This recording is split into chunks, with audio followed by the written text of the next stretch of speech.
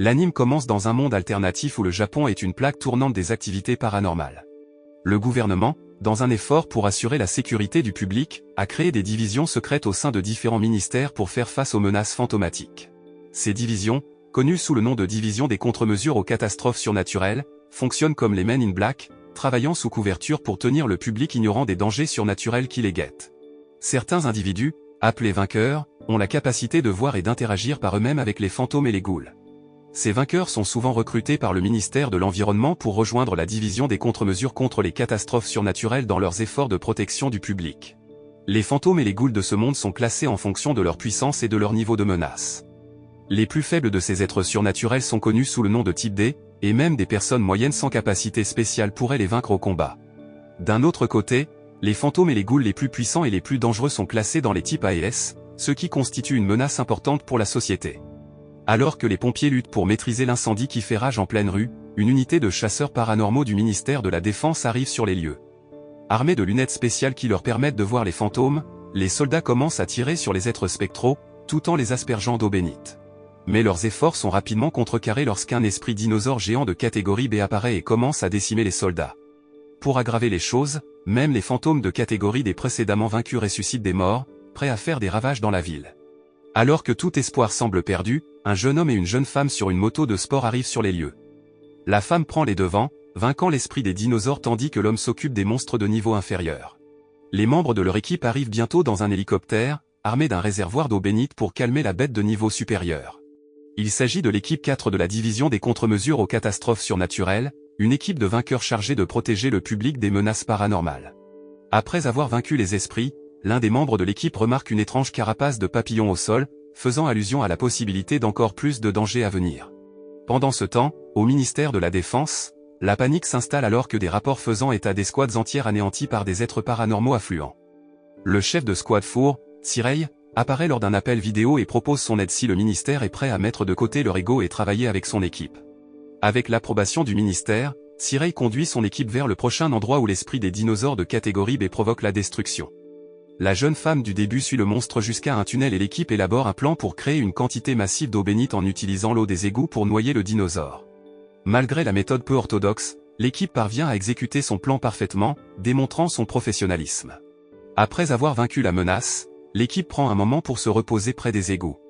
Cependant, leur paix est de courte durée lorsqu'un membre découvre une autre étrange coquille de papillon.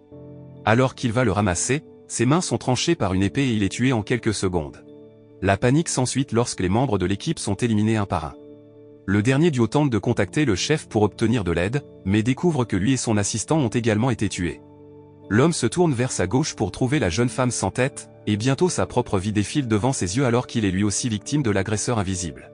Kagura et Naomi regardèrent avec horreur leurs collègues officiers de la division des catastrophes surnaturelles se lever du sol, attachés aux léchères fantomatiques.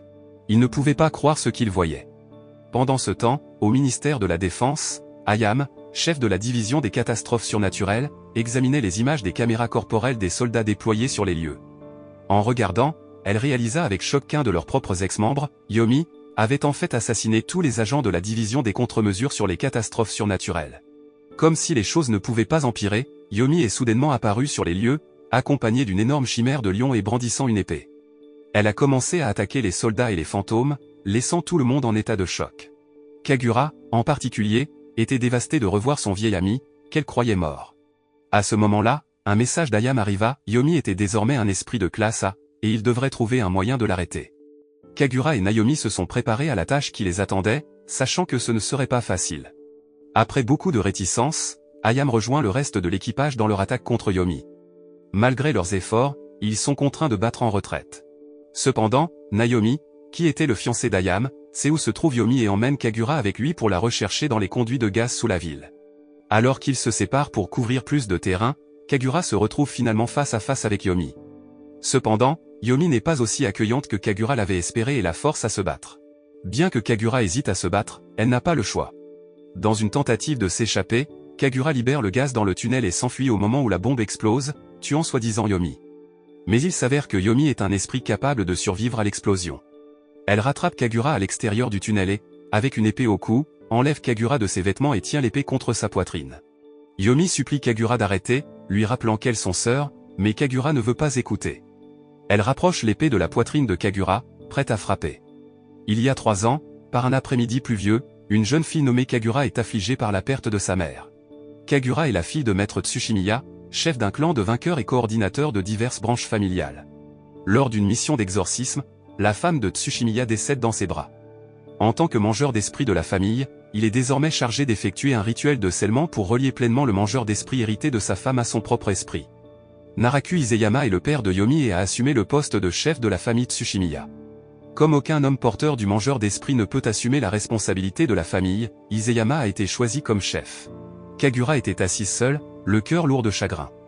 Elle avait perdu sa mère et son père était introuvable. Alors qu'elle était assise là, triste et distante, Yomi est apparue. Elle se présenta et essaya de remonter le moral de Kagura, l'invitant à rentrer à la maison avec elle. Chez Yomi, Naruka les accueillit chaleureusement et demanda à Kagura de rester avec eux et de considérer leur maison comme la sienne. Le père de Kagura et Naruka étaient de vieux amis et Naruka voulait lui offrir un lieu de réconfort et de soutien. Yomi a emmené Kagura à l'étage et lui a montré la chambre dans laquelle elle logerait. C'était une pièce spacieuse et vide, mais Yomi a promis d'acheter des livres et des jeux pour la remplir. Kagura ramassa une photo de Yomi qui se trouvait sous la table et la plaça sur la table, disant que c'était tout ce dont elle avait besoin. Au cours des mois suivants, Kagura et Yomi sont devenus proches, presque comme des frères et sœurs. Tous deux avaient vécu la perte de leurs parents et avaient trouvé du réconfort en compagnie l'un de l'autre. Yomi travaillait à temps partiel en tant que conquérante au ministère de l'Environnement et un jour, elle a reçu un appel pour faire face à une menace fantôme dans la région. Elle a promis à Kagura qu'elle reviendrait bientôt et qu'elle partait vaquer à ses fonctions. Mais Kagura se met à pleurer, lui rappelant la façon dont sa mère l'avait quittée et n'était jamais revenue. Voyant cela, Yomi décide d'emmener Kagura avec elle en mission. Lorsqu'ils arrivent à la camionnette, Yomi présente Kagura à l'équipe Nabu et Nabu, un groupe de frères jumeaux qui non seulement se ressemblent, mais partagent également le même nom, Kazuki, le chef aux yeux étranges, et Naomi. Au début, l'équipe hésite à permettre à Yomi d'emmener Kagura, mais lorsqu'ils apprennent qu'elle appartient à la famille Tsushimiya, ils acceptent de la laisser venir. Le patron remet à Kagura une épée pneumatique Vanquiché appelée Michael 12, qui venait d'arriver ce jour-là. Yomi se met en colère et commence à reconsidérer sa décision d'amener Kagura, car elle n'est pas encore prête pour une telle arme. Lorsqu'ils atteignent leur destination, Kagura repère le grand fantôme et le signale. Yomi dit à Kagura d'observer attentivement ce qui se passe, car ce sera son travail à l'avenir. Yomi explique qu'il se débarrasse des fantômes qui nuisent au monde, ainsi que des fantômes qui gardent rancune et maudissent les gens. Kagura court ensuite pour attaquer le fantôme, utilisant son épée pour invoquer Ranguran, une bête spirituelle chimère qui réside dans l'épée sacrée de Yomi, Shishio. La bête aide Kagura au combat et le patron explique à Kagura que Ranguran est une chimère, une bête spirituelle qui réside dans le Shishio. Kagura est étonné par tout ce qui se passe. Après avoir sauvé Kagura de la situation dangereuse, Yomi rentra chez elle et trouva son père qui l'attendait, en colère contre le danger dans lequel elle avait mis Kagura. Kagura, qui avait entendu leur conversation, était bouleversé, mais Yomi ne semblait pas s'en soucier. Malgré la tension qui régnait dans l'air, les deux sœurs ont fini par passer une joyeuse journée ensemble, allant même jusqu'à prendre un bain ensemble. Plus tard dans la nuit, alors qu'ils étaient au lit, Kagura se confia à Yomi sur sa tristesse et sur le fait que son père lui parlait à peine. Yomi, qui a également connu de la douleur et des pertes dans sa vie, a partagé sa propre histoire avec Kagura. Elle lui raconta comment ses parents avaient été tués par des fantômes et comment la famille Iseyama l'avait accueilli et traité comme leur propre enfant. Yomi avait reçu l'épée sacrée Shishio, transmise par la famille Iseyama, et ressentait un fort sentiment de devoir de remplir son rôle de vainqueuse afin de récompenser leur gentillesse. Kagura a été inspiré par les paroles de Yomi et par sa détermination à devenir quelqu'un dont son propre père pourrait être fier. Elle a toujours été une enfant disciplinée et obéissante, suivant les valeurs que son père lui avait inculquées, même s'il avait souvent été dur avec elle dans ses efforts pour la rendre forte et indépendante. Malgré les défis auxquels elle a été confrontée, Kagura était reconnaissante pour tout ce que la famille Iseyama lui avait donné, et les deux sœurs ont continué à grandir et à se soutenir mutuellement tout en avançant dans la vie. Plusieurs années s'étaient écoulées depuis que Kagura avait rejoint l'équipe des vainqueurs que lui avait présenté Yomi. Bien qu'elle soit une étudiante dévouée, Kagura se retrouvait souvent à sauter des cours pour partir en mission, sous prétexte que sa mère était malade. Malgré cela, elle est restée proche de deux de ses camarades de classe et a noué un lien fort avec eux. Lors d'une mission, Kagura et son équipe ont été chargés d'abattre une araignée monstre de catégorie B dans la zone forestière voisine. Yomi a pris les devants, permettant à sa chimère de l'aider dans la situation. Alors que Yomi combattait le monstre avec sa lame, celui-ci tourna son attention vers un civil sur un pont voisin qui le regardait fixement. Heureusement, Yomi a pu venir à la rescousse de la femme et la sauver du monstre. Une fois la situation résolue, Yomi a remarqué quelque chose d'étrange chez la femme et a découvert du poison dans son sac à main. Il est devenu clair que la femme était là pour mettre fin à ses jours, mais heureusement, Yomi et son équipe ont pu intervenir et la sauver. Alors que la femme était emmenée pour signer un accord de non-divulgation, Yomi ne pouvait s'empêcher de se sentir reconnaissante d'avoir pu éviter une tragédie. Kagura était en train de nettoyer diligemment son épée lorsqu'elle fut surprise par la vue d'un vieil homme musclé à moitié nu essayant de l'arrêter. Yomi est arrivé peu de temps après et a expliqué que l'homme était Michael, un célèbre fabricant de katana et le créateur de l'épée de Kagura. Malgré son physique impressionnant, Michael était quelque peu étrange et évasif dans ses réponses à leurs questions. Il a emporté avec lui toutes les épées usées de l'équipe pour les réparer, les laissant travailler entre-temps avec des armes moins adaptées. Plus tard, Kagura et Yomi étaient en mission et ont rencontré la même fille civile qu'ils avaient rencontrée auparavant. Malheureusement, la jeune fille s'était suicidée et était devenue un esprit de catégorie D. Même si Yomi n'avait aucun attachement émotionnel envers les esprits et était prête à les attaquer, elle n'était pas armée et devait se battre à l'aide d'un tuyau de fer. Kagura, en revanche, était incapable de se résoudre à lever son épée contre les esprits, qui étaient encore sous forme humaine. Heureusement, le père de Kagura est arrivé à temps pour vaincre les esprits en utilisant l'esprit Garei. Le père de Kagura, Tsukushimiya, l'a sévèrement réprimandé pour son incapacité à purifier les humains morts. Il lui a rappelé la grave responsabilité qui accompagne le fait d'être un vainqueur et l'a exhorté à devenir plus forte. Désemparé, Kagura s'assit sur un pont, se souvenant des paroles de son père. Naomi passait par là et, remarquant la tristesse de Kagura, essaya de la réconforter. Les deux se sont liés ce jour-là. Quelques jours plus tard, Nakura a appelé Yomi pour lui demander si elle était vraiment d'accord avec leur fiançailles. Même s'il avait déjà tout arrangé, il voulait être sûr que Yomi était satisfaite de l'arrangement et lui proposait d'annuler si elle avait des doutes. Yomi le rassura en lui disant qu'elle avait confiance en sa décision et qu'elle ne le décevrait pas, car elle l'aimait comme un père. Un jour au bureau, Yomi est arrivé avec un parfum et un maquillage fort, ce dont Naomi s'est moquée. Une dispute éclate entre les deux, mais le chef intervient avant que les choses ne dégénèrent. Malgré leur animosité l'un envers l'autre, ils allaient bientôt se fiancer. Kagura voulait qu'ils s'entendent et a élaboré un plan avec le chef et l'équipe pour envoyer un assistant avec Naomi pour rendre Yomi jaloux et, espérons-le, susciter une certaine affection entre eux. Cependant, le plan n'a fait que provoquer davantage de combats entre Yomi et Naomi. Kagura s'est senti coupable et a commencé à pleurer, ce qui a amené Yomi et Naomi à arrêter de se battre et à essayer d'être gentils l'un envers l'autre pour son bien. Malgré leur animosité l'un envers l'autre, Yomi et Naomi avaient secrètement des sentiments l'un pour l'autre. Cela est devenu plus évident lorsque Yomi s'est présenté et a vu Naomi portant une belle robe offerte par son père. Cependant, l'oncle de Yomi était mécontent des fiançailles et du fait que Yomi, une fille adoptive, devait recevoir l'épée familiale. Il avait sa propre fille, mais, qu'il croyait plus digne de ce poste. Il a essayé de convaincre le père de Yomi, Nakura, de reconsidérer sa décision, mais Nakura a réprimandé son frère et lui a dit de reconsidérer ses propres choix. Mais est arrivé sur les lieux et s'est rangé du côté de son oncle, déclarant que Yomi était meilleure qu'elle et méritait ce poste. Elle a convaincu son père de partir avec elle, lui assurant qu'elle voulait le poste de chef de famille et qu'elle attendait juste que l'occasion se présente, par exemple dans des circonstances contre nature. Une nuit, Yomi et Kagura rencontrèrent un type inhabituel de fantôme appelé Echo. Yomi et Kagura luttaient pour vaincre un groupe de monstres métamorphes appelés Ekoe. Il y en avait tellement que les deux étaient dépassés. Mais est venu à leur secours et a utilisé une technique spéciale avec son épée pour dissiper tous les monstres en même temps. Cela donnait l'impression que Mei méritait davantage le poste de chef de la famille Izeyama. Après l'incident, Mei a conseillé à Yomi d'utiliser son pouvoir à bon escient. Ayame, qui surveillait la situation, envisagea de recruter Mei dans la division des catastrophes surnaturelles, mais son assistant révéla que Mei avait déjà été invité et avait refusé. Pendant le combat, Kagura s'est blessé aux jambes et a dû porter des bandages. Elle et ses amis sont allés voir l'infirmière de l'école pour lui faire changer ses bandages après s'être mouillée à la piscine. L'infirmière était gentille et proposa d'aider à nouveau Kagura si nécessaire. Pendant ce temps, un groupe de vampires s'occupait d'un groupe d'esprits de catégorie C à proximité. Mais observait depuis un bâtiment voisin, mais avant de pouvoir rejoindre le combat, elle sentit la présence d'esprits puissants et décida d'enquêter. Elle se retrouve confrontée à Kazuhiro Mitogawa, un garçon aux cheveux blancs accompagné d'un essaim de papillons bleus près de l'école. Malgré la grande différence de puissance, Kazuhiro a facilement vaincu Mei en la transperçant avec sa propre arme. Au même moment, l'infirmière de l'école est devenue folle et a commencé à attaquer les élèves. Elle avait déjà tué un étudiant et s'en prenait maintenant aux amis de Kagura. Kagura est arrivé sur les lieux et a montré sa détermination de vainqueur, malgré ses sentiments pour l'infirmière. Elle a réussi à vaincre l'infirmière possédée, mais cela lui a coûté très cher émotionnellement. Mais, qui avait été tué par sa propre lance, a été ressuscité par un papillon bleu qui a guéri ses blessures mortelles et l'a rendue plus puissante que jamais. Kagura a pris un congé pour guérir après l'incident, accompagné de Yomi, qui était là pour la soutenir pendant cette période difficile.